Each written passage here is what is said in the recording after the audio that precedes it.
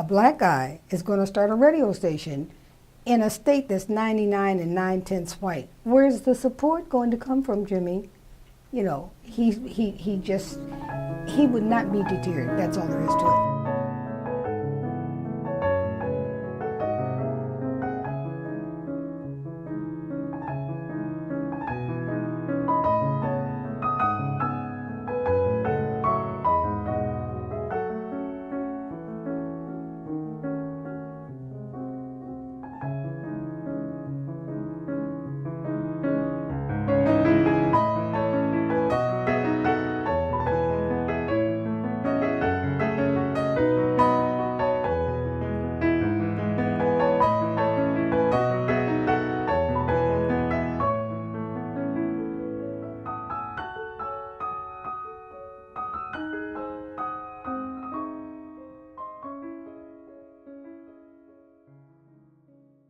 Was living in Washington, D.C. The family came out here. We were on our way out here, and somebody said to me, "Are you the lady that's going to Waterloo?" And I said, "Yes."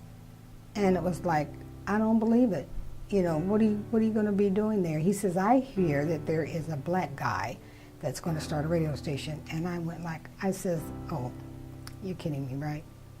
A black guy is going to start a radio station in a state that's 99 and 9/10 white. Where's the support going to come from, Jimmie?" You know, he would not be deterred. That's all there is to it. You could not get this man away from the fact that he thought this would be a step for people that they'd never had the opportunity before. He was a great union man. He was a great community person. He was always looking for a way for people to be empowered.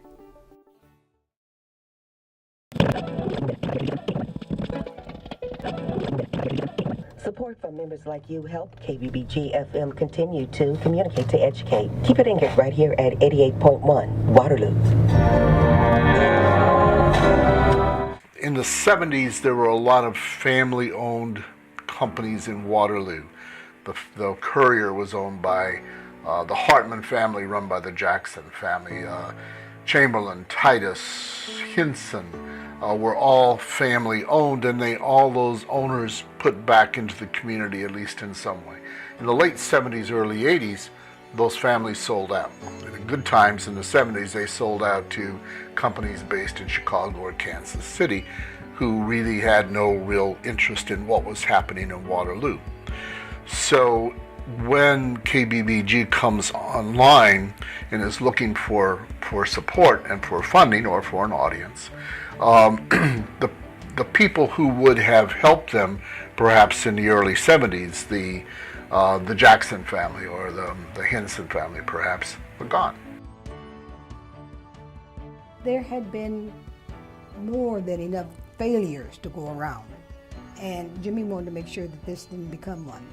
So it was not happenstance at all. The people who brought into this, they did it because they believed in Jimmie Porter, and it thought if anybody can pull it off, he can.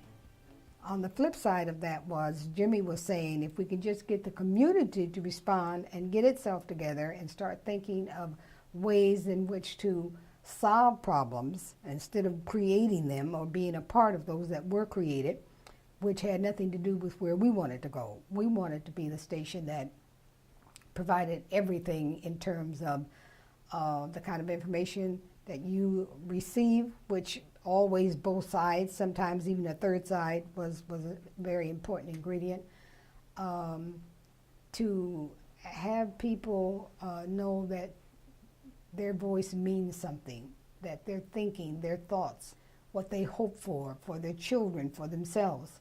So our programming, as I said, is not happenstance. It was put together for that reason, so that not to tell people, but to provide people and let them make up their mind what they wanted to do once they got the information.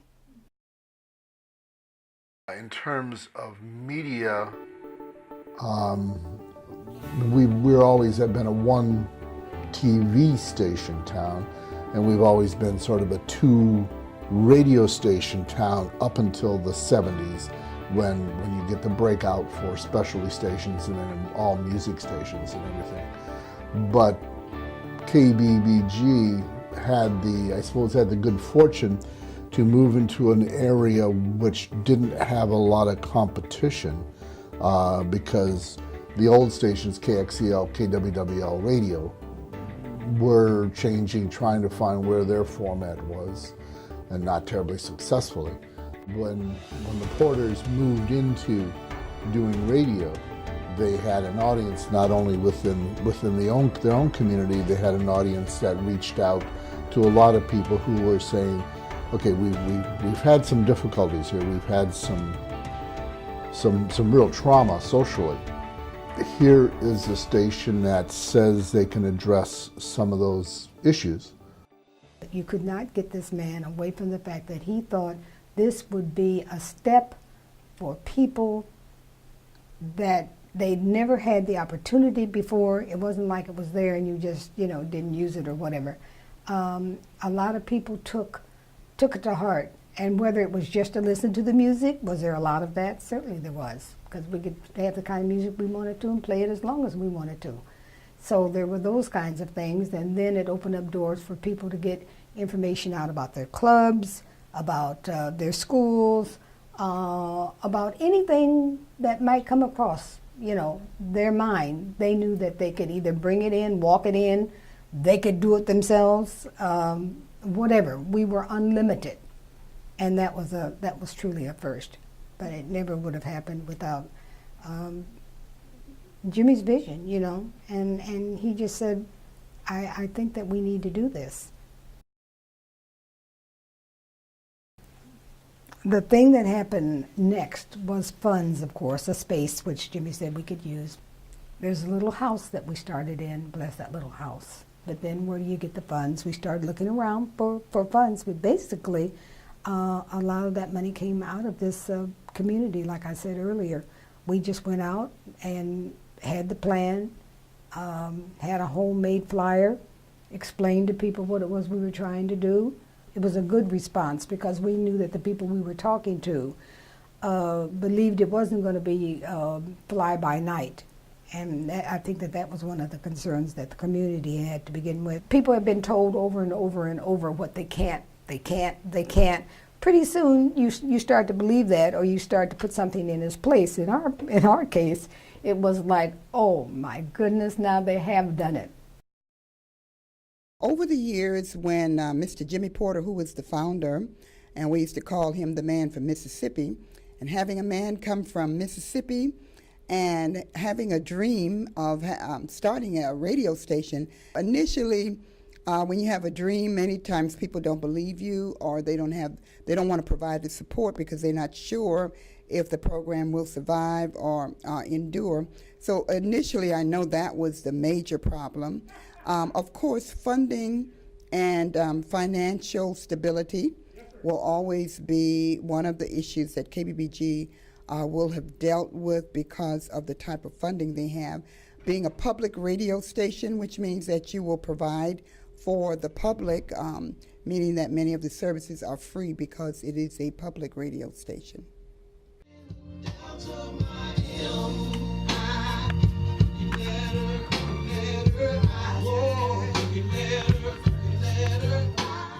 When you are considered one of the few black-owned and operated radio stations in the country, many times people misunderstand that to mean that it is segregated, biased, or only for certain groups of people. And KBBG has demonstrated over the years that it is a program, a station, and provides service for all people in hopes of helping the community, the state, and the nation to understand Mr. Porter's original theme, communicate to educate, meaning that the more people learn about African American people, the better they will be able to understand and help to work together, share together, and grow together.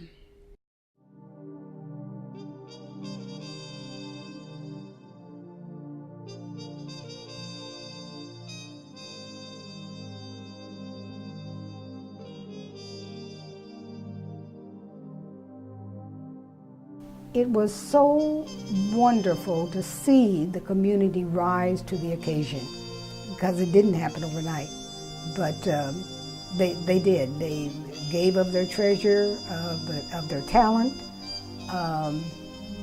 and we just kept on building, and you could see more and more people believing in themselves by the kind of programming that they wanted to be involved in, and can I get this? And sometimes it was stuff that was pretty, I don't know, sometimes we thought, well, that was a little spicy, but okay.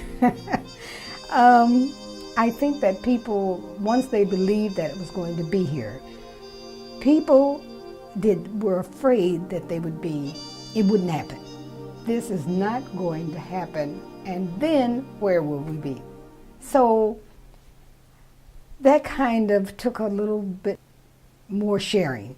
We had to find different ways to do that. The best thing that we found was to get the persons involved. They would, for instance, may come in and say, I want to announce that my club is doing so. Well, come right in. We'll just have you record that and put it on the air. And they just go, like, I can't, really? Yeah, really? To this day, really? And so it was a growing process. It was an educational process. I think he would be satisfied with where the station is. I don't think he would necessarily be satisfied with the financial status, in that prior to his death, we had to keep fundraising going and funding. Although daily people are contributing to the station and trying to keep it going, and 37 years is a long time to have survived, and also having a station that's black owned and operated, and trying to reach out to the masses of the people to continue to give. I think he would be satisfied overall, but then again, I would say he would hope that people would use the station more, because it is the people's station.